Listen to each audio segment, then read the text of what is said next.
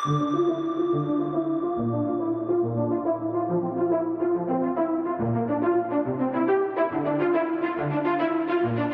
is the Multi-Faith Matters podcast. I'm your host, John Moorhead.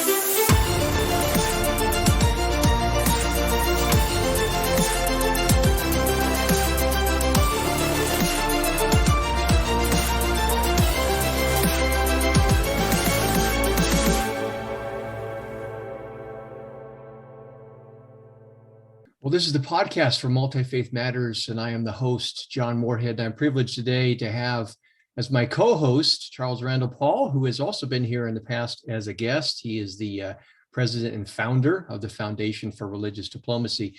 We have two special guests today who will be helping us understand aspects of the current conflict between Russia and Ukraine. And we are privileged to have very busy schedules, so we want to get right to it, but I want to introduce them and read a little bit of their bios. And I'm hoping I got a little bit of coaching ahead of time for name pronunciation here. So I'm hoping I get it correct. First of all, we have Paul Gavrilyuk. I hope I was close with that. He holds the Aquinas Chair in Theology and Philosophy at the Theology Department of the University of St. Thomas in St. Paul, Minnesota. He was born in Kyiv, Ukraine. He studied physics at Moscow Institute of Physics and Technology in Russia. And he is very busy these days raising funds. And we want to mention both at the beginning and at the end, you could find information in the podcast notes for his nonprofit Rebuild Ukraine. And we're encouraging everybody to support that. He's also founding president of the International Orthodox Theological Association. And again, look in the program notes for more bio and links. We are also privileged to have Cyril Hovorun. He is Professor of Ecclesiology, International Relations and Ecumenism at Saint Ignatios and Professor at Stockholm School of Theology. And he's taught theology at a number of confessional and public institutions, including theological academies in Kiev, Moscow, Minsk, and elsewhere. Gentlemen, welcome to the program. Thank you. Thank you. Glad to be here. Well, again, normally I take the lead in being the host, but I'm going to admit my ignorance. I do have a colleague, Father Brendan Pelfrey, who's Eastern Orthodox, and we've had some conversations over the years, but I have much to learn about the Orthodox tradition, and I will turn over the remainder of the lead of our questions and conversation to my colleague, Charles Randall Paul. Thanks, John. I'm grateful that we have this little conversation today. It's incredibly important for, I think, all of us to understand, at least in our audience. We have a large evangelical and broader audience than that, how Orthodoxy, Eastern Orthodoxy, has developed in its relationship to Russian Orthodoxy, and how that relationship might be ultimately a source for both conflict and collaboration in ending the current conflict in the Ukraine. That is kind of the context for this conversation.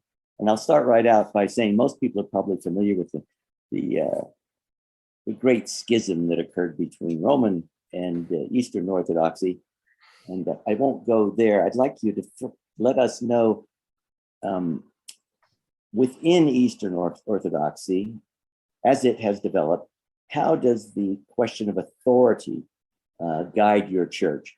How did you develop, in other words, not a single pope, but various different leaderships? Could you give us a little both ecclesiastical history, and then I'll ask some theological questions. Whom do you want to talk? Either one of you, just go ahead. Okay, good. Cyril, go ahead. Maybe I'll try to explain briefly. Indeed, the structure of the Eastern Christianity is different from the structure of the Western churches, primarily the Catholic Church. Even though, yes, some institutions of the Western Christianity originate from the East, like the Institute of Popes. Probably not many people know that originally the popes emerged in the East, in Alexandria, and later on, the Bishop of Rome adopted this title. During the first millennium, we constituted one single community. We were in complete communion with one another, the Christian East and the Christian West. Then our ways parted somehow. And the basic difference between the two families of the churches, like if you take the Catholic Church and the Eastern Christian churches, is that the Eastern Christian churches look more like a commonwealth of independent or autocephalous churches. I think I would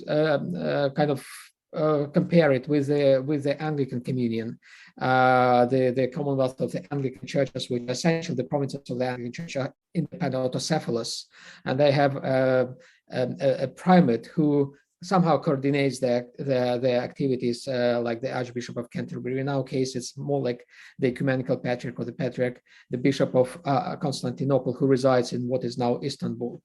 So instead of one pyramid, so to say, of the ecclesial structures in the Catholic Church, we have several pyramids, like in the Valley of Kings in Egypt, that stand next to each other, and they each has its own kind of self-sufficiency. They're independent, autocephalous, and they are in full communion with one another. And the relationship between them is described best by what we call consent. So it's a consensual relationship between the churches.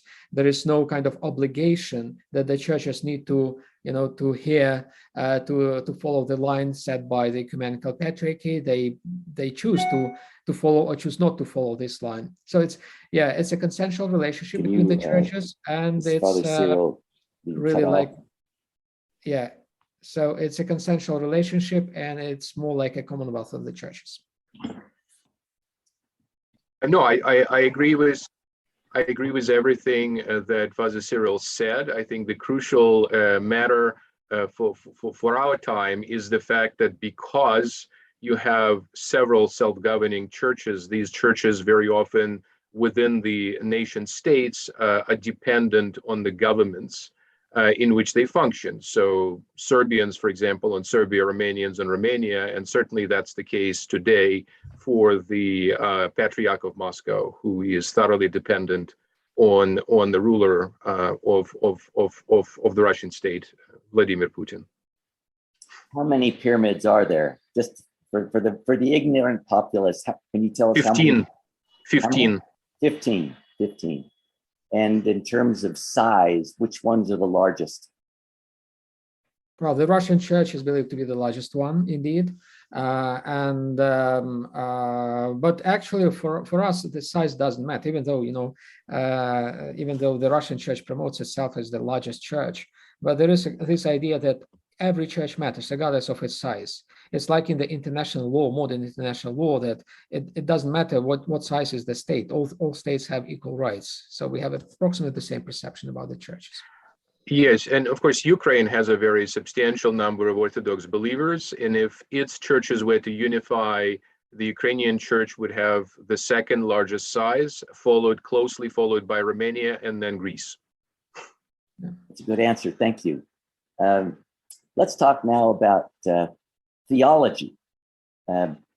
Within the Protestant world, of course, there's schisms on top of schisms. There are literally thousands of Protestant denominations. That's a great word that was developed basically in the USA to try to say, well, are they churches or what are they? Well, they're denominations, right? That is a concept that's been developed here. And there are very different theological views in all of those denominations. What would you say the theological differences are between the pyramids, if any? No, I would say that there is no difference basically between the pyramids, and we believe that we share the same faith. And moreover, we believe that we belong to the same church, one church, and we believe that this church is actually the church established by Jesus Christ. What we differ in are essentially the administrative structures. So those pyramids are not more than just administrative structures that help managing, the kind of groups of people who believe to belong to the same church, share the same faith, participate in the same mysteries. Of course, we have our disagreements. We have kind of different expressions of our faith in terms of language, in terms of theological language, if you want, traditions. But yeah, I would say no. There is a consistent coherency between the theological traditions shared by those pyramids, and there are some differences that can be quite crucial, like in the case of the Ukrainian war. The difference is not of theological nature, it's more of ideological nature, and that's something that needs to be addressed by the theologians. We believe that what has led to the war is a distortion of the tradition, a kind of aberration of the tradition under the influence of the ideological concepts, and one of them is the notorious Russian world concept. Probably we'll talk more about it, but that is basically the difference. We have some churches adopt kind of ideological frames which sometimes alienate them from the rest of the churches, as it is the case with the Russian church, I believe. Paul, do you want to say anything more about that? No, I think Cyril said it all. I think the faith is the same, but then there are some very, very, the things that matter and the things that divide us precisely have to do with the ideology, and it's the ideology of the so-called Russian world, Ruski Mir. And it's an ideology that sees itself as in opposition to the West, which it treats monolithically, and in which it, for example, very often ignores the evangelicals and ignores the extent to which America, broadly speaking, is certainly still a religious country.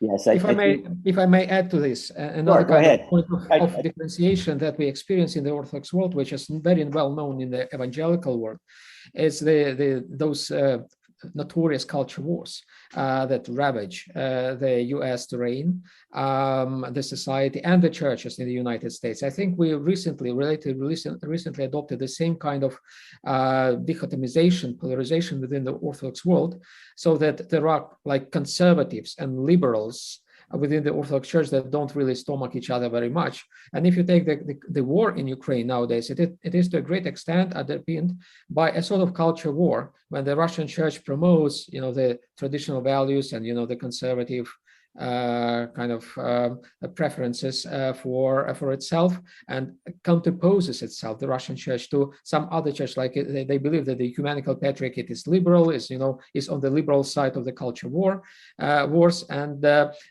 this is a sort of dangerous imported division, I would say, that contributes to this differentiation within the otherwise monolithic and singular orthodoxy. That's very important for our audience to understand. So we'll dwell on that a little bit longer. I would say most Americans think it's, Russia versus the Ukraine, two nation states that are completely opposed for some political reasons. And Americans don't like to think about religion really being deeply involved in the conflict. So I think we need to emphasize what you both just brought up by going back in a little bit in history, and the idea of Kiev originally being kind of the third Rome, that there being something special about that form of orthodoxy that would lead out and almost in a messianic way, bring peace and truth to the entire world, where the Western Church had failed to do that, and certainly where Enlightenment culture was failing to do that. So that is, as I read history, this is a very, very old idea that has been brought forward now, as you say, as part of the culture wars, and revivified by the Russians right now to use it contra Ukraine, which has sold out, its religious peoples have sold out to Western values, right? And therefore, there's a heretical aspect to this, that they're not fighting other Christians, they're fighting heretical Christians, right? And that is a deeply historical reality in the United States. I might have mentioned to both of you in my email, before the Civil War, 10 years before the Civil War, when we saw that it was coming, there was a schism effectively between all the Protestant groups. You had Southern Baptists separating from Northern Baptists, because at some deep level, they knew they were going to be fighting each other. And you don't fight a brother, but you can fight a heretic. right? And so I think, am I right to be analyzing things a little bit like that right now, or not? Yes, but these categories actually don't apply, because what I want to emphasize is there is actually a shared faith. The important thing is the extent to which everything that Russian state is presently doing in the Russian church is actually spin and hypocrisy. And let me give you specific examples. Ukraine is a much more religious country, especially when you drift to the Polish West. You will find that religious adherence is 10% or higher. And significantly higher in the villages. And this is primarily, of course, Greek Catholics, but also Orthodox and a substantial Protestant presence. Whereas the more you drift to the center of the country and the more you drift to the east, religious adherence actually goes down. And of course, in the so-called republics of Donetsk, etc., it's about 2% of the population, as it is in the rest of Russia. So any kind of notion, we can dream up these dreams of the third Rome, which of course was applied to Moscow, not quite to Kiev, and we can dream up these dreams of the second Jerusalem, but it's a question of how does one activate a particular ideological stance in this situation. And so it's one thing to think of some sort of unity between various Orthodox. It's quite different to simply to institute a genocide, which is actually going on right now, and the war against the weak and the war against civilian and children. So I think there's some fundamental differences of that order. Another significant element here is that Putin himself privately is not a religious man. It's not clear, in fact, if he believes in any God at all. Now, and that's unfortunate, and a lot of our Western interlocutors are sort of duped by seeing pictures of him in the church, etc. He is not a version of Ivan the Terrible. He is not a version of Stalin, in the sense that Stalin was really an Orthodox deconvert. In other words, he, at some point he lapsed from the faith. Putin has never had the faith, but he uses the faith as a convenient ideology. And perhaps Father Cyril could also comment on what that ideology is and just weigh in on the whole issue. But the important thing here is, fundamentally, as far as the fundamentals of faith are concerned, they are basically shared by Russians and Ukrainians, and that is what makes this particular war really Cain's attack against Abel, and that is what makes it fratricidal, and it's an aggression of one nation against the other. There's no second side here, and frankly, the world recognizes this, with the exception of a very small minority. Okay, go into Cyril. You've been called to testify about the ideology. Help us understand this ideology. Well, yes, thank you. Well, exactly. I believe that what we are dealing with in Ukraine is a sort of conflict between two attitudes to Christianity. One is the Christianity as an identity, and another is Christianity as faith. And what we are dealing in the case of Russia is to a great extent Christianity as an identity, what they call, the sociologists of religion call the cultural Christianity. When people, identify themselves with the church without really believing in God, if you ask, an average Russian, like 70-80%, according to different polls, they would say we are Orthodox Christians. And if you ask them, do they believe in God? Most of them would say no, or they don't have, an idea what God is. So it's a cultural Christianity, and for them, exactly, this ideology of the Russian world has been constructed. It was constructed, I believe, by the church in order to attract those people who emerged from the Soviet atheism and to bring them back to the church.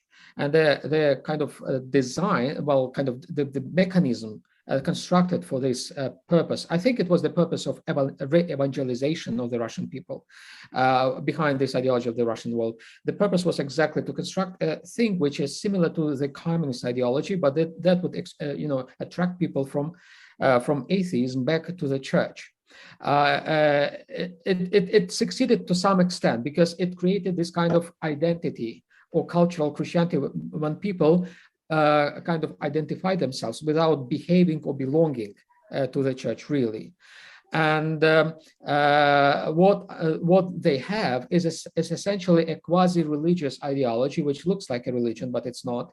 And essentially, it's a modification of the Soviet ideology, or if you want, of imperial ideology, because it's a mixture, a very postmodern mixture of of the elements from the Tsarist Russia before the revolution, then the communist regime, Stalinism, and post-Soviet situation, like the kind of very primitive occultic dualistic Manichaean approaches that Putin particularly embodies, I believe. And this is a very strange mixture of different religious elements that usually kind of don't feed each other in the organic setting, but in this ideology, they come together, they constitute this strange, complex kind of mixture of ideological elements, and they believe that this is orthodoxy. And in the name of this orthodoxy, they come and fight people who are in Ukraine and who are, well, most of them would be, naturally Orthodox. They didn't emerge from the Soviet situation. Many Ukrainians were occupied, the territories were occupied by Stalin after the harshest religious purges in the early 1920s, early 1930s. And we are talking about kind of a rural, very normal kind of Christianity of the most Ukrainian people who now face, this aggression from Russia. So essentially, as I said, we are dealing with a clash of the cultural Christianity, the Christianity as an identity, or Christianity as an ideology, against just kind of normal Christianity, I would say. And so in evangelical terms, the insistence, the centrality of faith is completely lost in this equation. In other words, a religion is perceived precisely simply as a part of one's cultural identity. And that is why, and that is one of the main reasons why it could be weaponized, because there is actually no personal connection with Christ, with Jesus Christ. There is no centrality of what Christ, and that is why you turn to idols, including specifically the idol of war. Another comparison that I would use is that Russian Orthodoxy is experiencing its 9/11 moment. And what I mean by this specifically is that in the very same manner in which we thought about 9/11 as a profound distortion of Islam, in other words, Islam was weaponized specifically as an instrument of terrorism. In this particular situation, Russian Orthodoxy is being weaponized. And unfortunately, that includes the higher ups. That's to say, it includes Putin himself, and it includes Patriarch Kirill, who are doing the weaponization. It's weaponized in the service of essentially aggression and war. And I think that perhaps the only distinction with Islam is that none of the major leaders of Islam would have ever expressed themselves publicly as supporting something like a 9/11 attack on the United States. Whereas in our situation, you do have the primate, the head of the Church of Moscow, effectively endorsing it, which is why if this war is lost, and it's likely to be lost by Russia, both Putin and Kirill will be morally and politically dead. Help me. I work on. You gentlemen are extremely eloquent, by the way. Thank you for those direct answers. I would like to have you now do an exercise that we do at the Foundation for Religious Diplomacy in order to help people understand. What would you say? Speak in the voice of Patriarch Kirill. How would he be speaking as a Christian to Russian people? What you've talked about it as ideology, but I want you to speak as if you're a Russian Orthodox patriarch.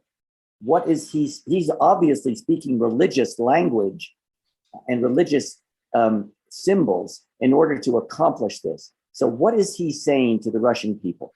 So he's not been keeping silent from the beginning of the war. Unlike some of his underlings, he has not kept silent. And so the Orthodox enter the period of Lent, which is this, if you will, you could compare it to a kind of a renewal, if you will, in the evangelical tradition, or recommitment to Christ in the evangelical tradition. So he's entered this period of Lent with the so-called Forgiveness Sunday, in which he said, Ukrainians have a lot to ask forgiveness for before Russia. And he, in fact, forgives them. So that was one statement that he was making as the Russian bombs were being dropped on peaceful Ukrainian cities, as people were dying in the hundreds, as actually children were being slaughtered. This is what a Russian patriarch said. Excuse me, Paul. Yes. What did he say they needed to be forgiven of? Well, it was, of course, perceived grievances against the Russian speakers. Father Cyril and I are both Russian-speaking Ukrainians. Father Cyril, of course, is thoroughly bilingual. I am primarily a Russian-speaking Ukrainian. And just as Hitler cited the grievances of the Germans against the Czechs when he invaded Czechoslovakia, Putin cited completely non-existent grievances of the Russian-speaking population of Ukraine against the Ukrainian-speaking population. Now, which population is he bombing now primarily? He's bombing, you've all heard. Paul, since you're going to be leaving early, I'm going to press you on this. What did Patriarch Cyril, talking as out of a voice, what were his Christian words that defended or accused or needed forgiveness? I know President Putin's words, and I know his motives. I'm very curious how the Russian Orthodox leadership is making this a religious aspect. What words are he using? What sins are being committed? Sins, right? Yes. What's he saying? The specific words that were used were twofold. First of all, Russia is fighting a war of light against darkness, and it's a metaphysical war. And the principal reason for that war is the existence of gay parades. He dropped the word pride, but it's the gay pride parades that somehow are causing the Russian missiles to be flying all over Ukraine. Now, the fact of the matter is that generally speaking, Eastern Europeans are not keen on politicizing the whole business of gender. And in Ukraine itself, yes, it's a free country, and in that regard, certain expression of these things is allowed. But generally speaking, neither the Orthodox Church nor the population at large is particularly welcoming, shall we say, all the new developments having to do with the gender politics in the West. So he's actually, it's just complete nonsense. And it's nonsense for Western consumption, for the consumption, again, of people who would actually take this seriously. But I think Father Cyril would probably have far more profound things to say on the matter. Yeah, I would say that for now, during the entire tenure as the Patriarch Kirill indeed addressed the Russian people and indoctrinated, I would say, the Russian people with his doctrine of the Russian world. He believed that it is an evangelical, an evangelizing, not evangelical in the kind of, in the sense of a denomination, but evangelizing instrument for the Russian people that emerged from the atheist kind of propaganda. And but lastly, I would say, by the way, what do you mean by Russian world?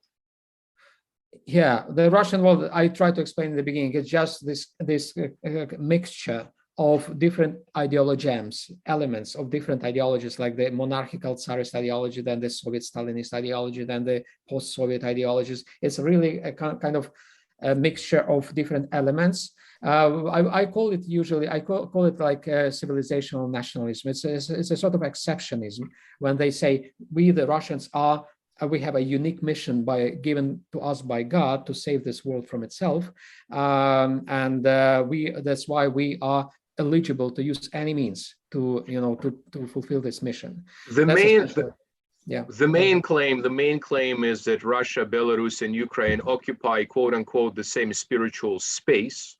And then the subtext of this is that Belarus and Ukraine do not, and its people do not exist as distinct nations, that somehow they're distinct as one part of the Russian nation. So, I mean, it is a chauvinistic proposition. And it is also very arbitrarily selective, because in the 19th century, there was this idea of Slavophile, that is to say, some kind of spiritual unification of all Slavs. Well, then notice, of course, it excludes completely the Slavs that happen to be, for example, Catholics, such as Poles, let's say, or Czechs, etc. So it's a very pick and choose type of position, and it serves only one purpose, and it's precisely the purpose that Father Cyril articulated. It's this reconstitution of the Russian Empire of the 19th century with the Soviet sort of spin or backing, or some kind of Soviet Union nostalgia. Because remember, Putin said, and Putin has repeatedly said, that he treats the dissolution of the Soviet Union and the greatest geopolitical catastrophe of the 20th century. I think our listeners can all think of greater catastrophes in the 20th century than the dissolution of the Soviet Union, but that is Putin's vision. That is his fundamental, that's what's driving him. Yeah. And I would add to that also that it's not just about, the Russian civilization. Actually, this vision behind the Russian world is really cosmic. And my argument is that the Putin's kind of worldview is to a great extent dualistic Manichaean. He sees the world in black and white, divided into essentially ontologically good pieces and essentially ontologically bad parts of the world. And for him, of course, Russia is the quintessentially goodness of this world, and the rest of the world, the West, particularly the United States, is the incarnation of the global evil. This is kind of a sort of a worldview that he has, and he shares this worldview, I think, with many figures in the church, I believe, including Patriarch Kirill to a great extent. And that is also the message. You asked about the message of Patriarch Kirill. It is a dualistic message. It's a message that exactly polarizes the world between us and them. And for him, us is the Russians, and them is the rest of the world, particularly the Americans. Yeah, I think what Americans need to hear in this conversation, what you two just very well articulated, which is most Americans were raised to think of Russians as atheists, and now the story is God. We are part of this cosmic righteousness that we will save the world through the true Russian way of Christianity. And Russian nukes. Russian nukes. That is another way to of course. But I'm saying that Cyril would say this, Patriarch Cyril would probably say this. And if Americans could understand that, they would ironically find within their own history this idea of a righteous, exceptional nation that has been millenarily called to save the world. It went originally from Christianity to democracy, right? And so we have to see kind of a strange analogy where democracy has been leveled, risen to the level of a religion in America, and how the Russians are doing a counter move. Randall, I believe from the perspective, at least of our tradition, Orthodox tradition, this is heresy. This heresy was condemned as Gnosticism as early as in the 3rd century. So, and it's very old thing, and we face this kind of thinking for centuries, and still we cannot overcome it, and still we face it. That's why we want to, to deal with the Russian world as a sort of deviation of the Orthodox tradition, doctrine. It's not the genuine expression of Orthodoxy, as many people would probably believe. They would say, oh, those, crazy Orthodox, they just fight because they're Orthodox. No, the fight happens because this is the deviation from the Orthodoxy, from the tradition that we firmly hold. Yes, I certainly couldn't agree more. It truly is a profound distortion of the faith, and I think we certainly are very concerned about the way in which Orthodoxy today is being used, or rather misused, by the Russian state, by the Russian government. Of course, there are other uses of Orthodoxy that are much more peaceful in terms of humanitarian aid and support that's being provided by major charities, such as, for example, International Orthodox Christian Charity, that was, of course, organized in the United States. And I think what violence has evoked in so many people, in hundreds of thousands and millions, is actually a desire to do something and to alleviate the suffering that's going on and the enormous humanitarian problem that's going on. So if we could talk a little bit about that, I would, I think that'd be helpful. Let's go to that subject. We'll start with, remember, some of our audience doesn't know anything about Orthodoxy and might even consider it heresy. And so give us some help here. What are the theological foundations for peace building among people that deeply disagree about the ultimate truth? In other words, in a pluralistic world of atheists and Muslims and Taoists and various forms of Christian, what tools, what theological tools come out of Orthodoxy that says this is how we ought to behave in a world where there's such division over what is the ultimate good? So I think first and foremost, this negotiation of pluralistic world is something that Orthodoxy is only just now entering in a kind of a mature fashion. The resources, of course, for dealing with this question are quite considerable, including specifically liturgical resources. So the daily cycle of Orthodox services mentions in prayer the word peace 15 times. That might indicate an anxiety precisely over the question of peace that the ancient Byzantine Empire had, because, of course, it was attacked on all sides, Arabs, Slavs, what have you. But I think the liturgical setting in which peace is the fundamental, shall we say, attitude that one has to have towards God, and peace ultimately is something that is God-given. I think that's actually a deep connection between, let's say, Orthodoxy and evangelicals. And I think an element that peace needs to be found within, that it cannot be simply found exclusively by policy making, as important as policy making is, I think is another element that would connect the Orthodox piety with evangelicals. In terms of peace bringing, I think, generally speaking, of course, Orthodoxy should not be endorsing a war of invasion. And yet that is precisely what the present war is. And certainly Russian Orthodoxy endorses it. And then most groups, 99% of all religious groups within Ukraine, of course, have spoken very, very strongly against the war. So there is a sense in which at least there is a kind of an outcry, really, to the world at large. And Cyril is participating in this. Cyril Hovorun is participating in that collective outcry in a very powerful manner. I think that's going on. So maybe, Cyril, you could probably add to. Well, actually, no, I completely agree. Well, the thing is that indeed, even though we have a lot of resources in our patristical liturgical traditions in the past, and if you just collect quotes from the fathers and mothers of the church on the peace, it will go volumes, really. The thing is how to apply this volume to our days, and that is kind of the challenge for this generation. I believe this is a major task for this generation of public theologians in the Orthodox Church, to do something that the Western theologians did after the World War II, because the World War II was not just the collapse of the ideologies of communism and Nazism. It was not just the collapse of Germany and and Italy, whatever the allies. It was also the collapse of a sort of theology that had developed in the 30s.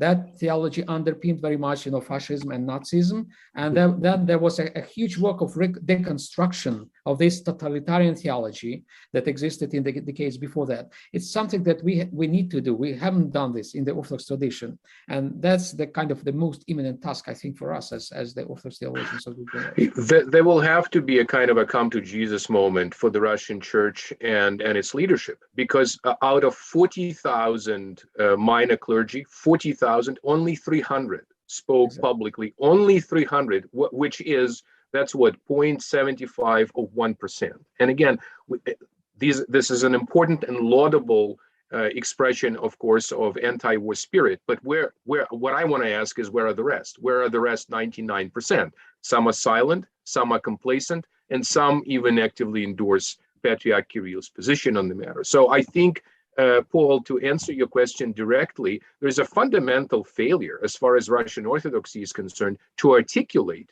precisely a vision of peace, really Christ-given vision of peace.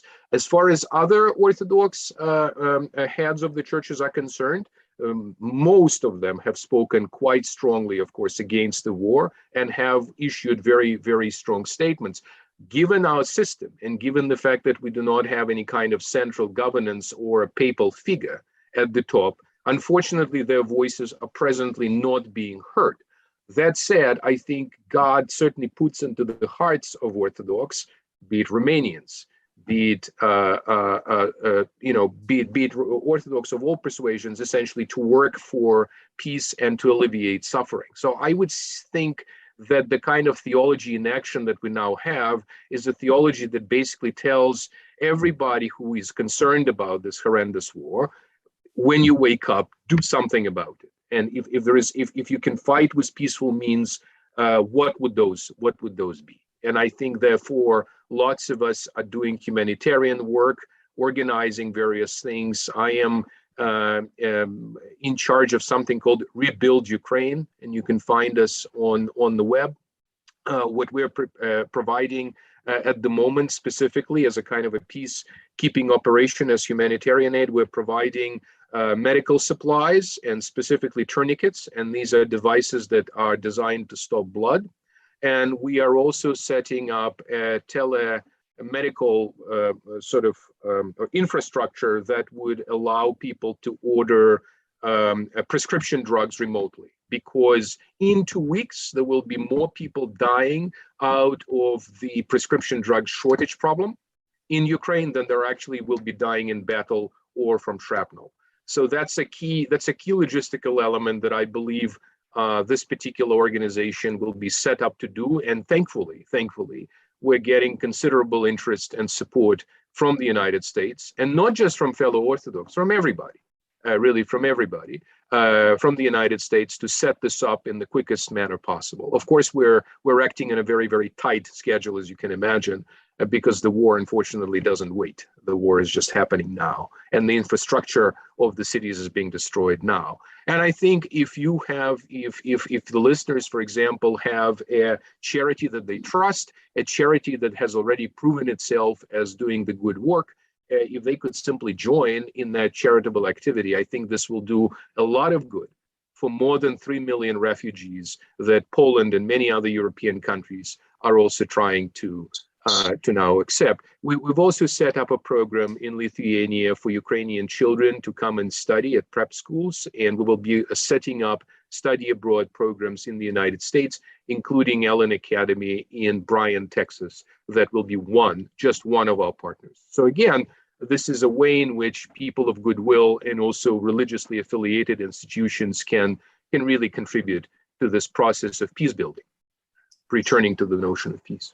We'll be sure to let the listeners know again at the end of this, in a few more minutes, how they can participate there. Thank you, Paul. Cyril, I'm going to push in on one of the things you mentioned, and I'll go a little farther. I'm always intrigued about what's on the edge of theology. When you mentioned that all Eastern Orthodoxy is dealing with the problem of pluralism, can you, this is the way we often frame this.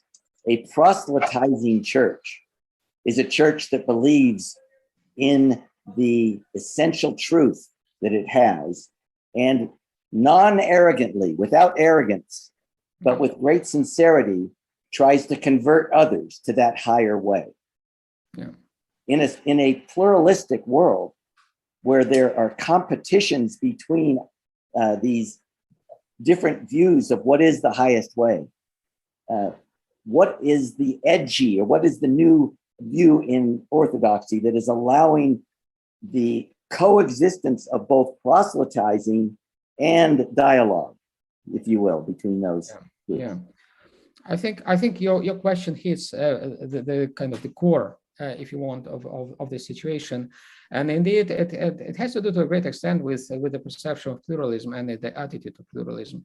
The Russian society is certainly not pluralistic, and it's increasingly monolithic and chasing out pluralism, and that is the paradox, by the way. On the one hand, the Russian church and the Russian people in the Russian leadership, they kind of court the religious groups outside Russia, like the evangelicals in the United States or the Catholics, for example, and try to develop some kind of relationships with them. At the same time, they persecute severely the same Protestant evangelical Christians or the Catholics in Russia.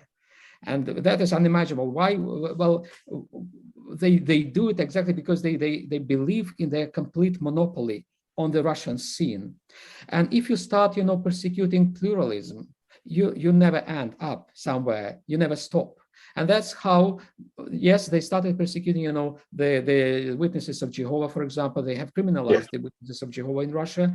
Now they purge and close down like evangelical Baptist communities in Russia, or the Catholic communities. They stop Catholic charities in Russia, and now they don't stop there. They go as far as to accusing other Orthodox of not being Orthodox enough, like the Ecumenical Patriarchate or other churches. They now invaded Africa. They started a new kind of mission in Africa.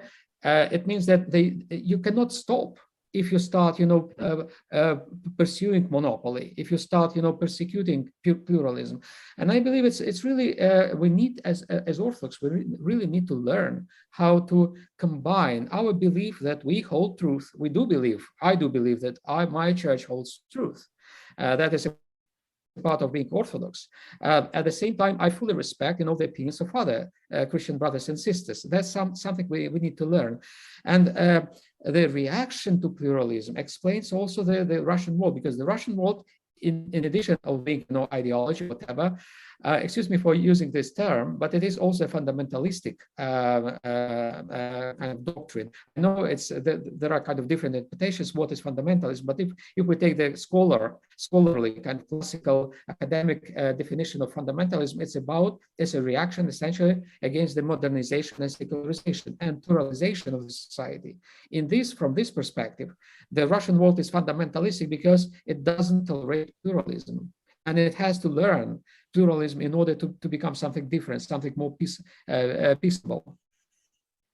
I think, would you also agree that this tendency, for example, it exists in my religious tradition. I'm a member of the Church of Jesus Christ of Latter-day Saints, and we are the only true church, you understand? And yet we've somehow been able to try, and we're working through this right now. We're working through this pluralism problem of being honestly believing, as I would guess, even a Greek Orthodox or whatever you're Orthodox, you really believe that's the superior way.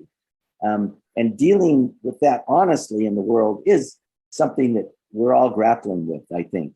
I just want to say that I'm glad the leadership is aware of this tension, because it's fundamental. It actually is a psychological reality that affects politics. It affects a lot of other things. And we've found in our work, it's a contamination model, a public health model. It's as if the wrong view or the off view or the perverted view is contaminating the world. And how do you handle contamination, right? Well, how do you inoculate people? That's a more passive way. At certain times, you have to quarantine them, right? You set apart from them. And I see right now that the Russian Orthodox Church is saying, well, it's gotten so bad, we have to eliminate them. Exactly. Yeah, so, and there's this aspect that is deep. And I really exactly. And I just want to throw a very short comment as well. Like, if you take the difference between the Russian situation and the Ukrainian situation, as it was said, Ukraine is a predominantly Orthodox country. The majority identify themselves as Orthodox and do practice Orthodoxy kind of Christianity. At the same time, it's intrinsically an intrinsically pluralistic society, very much, probably because it was always on the edge, between the worlds. And the very name Ukraine means the borderland. That is the translation of the name of the country. And we learned our ways of pluralism, toleration towards others. We still hold our truths, Catholics, Orthodox, or evangelicals in Ukraine, but we live in peace with one another. We lived in peace until the invasion happened. That's a sort of peace that is one of those things that differentiate the Ukrainian Orthodox, if you want, and the Russian Orthodox. It's not doctrine, it's not faith, it's the attitude to the other. That is the basic difference. Thank you for that. We're almost out of your time, and you gentlemen have given us a great deal of it. John has a way of ending these conversations with a question that is very open-ended. What question should we have asked you?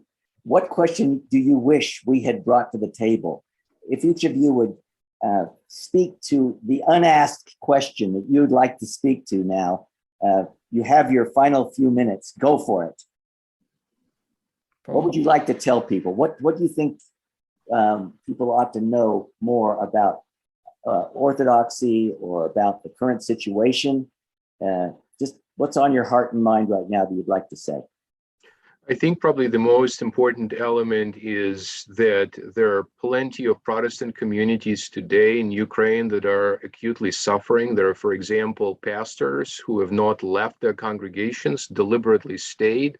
There have been a few programs that were actually made on this. And I think if the churches that our listeners are a part of have informal relationships with these churches in Ukraine, because Protestants are much stronger in Ukraine than in Russia. As Father Cyril mentioned, there has been, in fact, a repression of Protestant groups in Russia. I'm connected, for example, to a wonderful Methodist seminary in Moscow. They've certainly had a hard time for a long time. We don't even know whether they would be able to function in the future. But the present situation is such that there is a humanitarian catastrophe of untold proportions going on in Ukraine. And therefore, if your listeners could use their resources and their connections and Also their government connections to pressure our government to do more sanctions-wise and in terms of military aid.